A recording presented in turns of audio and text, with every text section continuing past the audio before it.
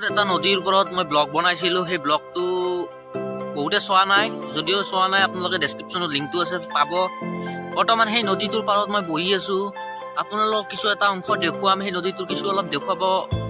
নহল মই দেখুৱাম সেই বস্তুখিনি আপোনালোকে চাব পাৰিলে চেনেলটো সাবস্ক্ৰাইব কৰিব শেয়াৰ কৰিব আৰু ভিডিওটো লাইক কৰিব আৰু বৰ্তমান তেনেহলে মই বস্তুটো দেখাও এই নদীটো দেখিছে গাইজ এই নদীটো বৰ্তমান এনেকুৱা হৈছে যে নদীটো প্ৰায় নদীটোৰ পাৰৰ গাছ গছনিবোৰ নদীটোত পৰি আছে অৰ্থাৎ নদীটোৰ এনেকুৱাকে গৰাখহনীয়া হৈছিল প্ৰায় নদীটোৰ বুকুত প্ৰায় ভাগ গাছ গছনি যা গৈ আছে মই সেই ভিডিওটোত উল্লেখ কৰিছিলো যে নদী বান্ধৰ ওপৰত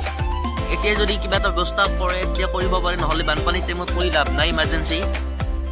এটা কথা আপোনালোকক দেখাব বিচাৰিছো চাওক গাইজ নদীটো চাওক সম্পূৰ্ণ পাৰ বিহীন হৈ আছে পাৰ আছে এইবোৰ পাৰ বাৰিষাৰ কাৰণৰ দিনত একোৱে নহয় ইয়াত বিজ্ঞান ভিত্তিক পাৰ দিব লাগে সেইটো চৰকাৰক অনুৰোধ জনাইছিলো ভিডিওটো চোৱা নাই যদি ডেসক্ৰিপচনত লিংক আছে ভিডিওটো চাব সেইটোৱে এইটো নদী এই নদীটোৰ নাম হ'ল বুঢ়াদিয়া নদী হাপুৰত বৰ্তমান এইটো নদী হাপুৰৰ মাজেদি চামতাৰ মাজেদি বৈ গৈছে দেখুৱাব পাৰিছো আপোনালোকক চাওক গাইজ নদীটো চাওক চৰকাৰে যদি ব্যৱস্থা গ্ৰহণ কৰে এতিয়াই গ্ৰহণ কৰিব লাগে আকৌ সকলো আপোনালোকক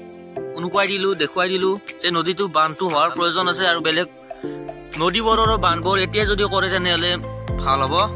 যদি ভিডিওটো চাই ভাল লাগে তেনেহলে ভিডিওটোক লাইক কৰিব চেনেলটো সাবস্ক্ৰাইব কৰিব বাই বাই জয় অসম আৰু ডেসক্ৰিপচনত লিংক আছে ভিডিওটো চাব আহে আগৰ নদীৰ ওপৰত পৰা ভিডিওটো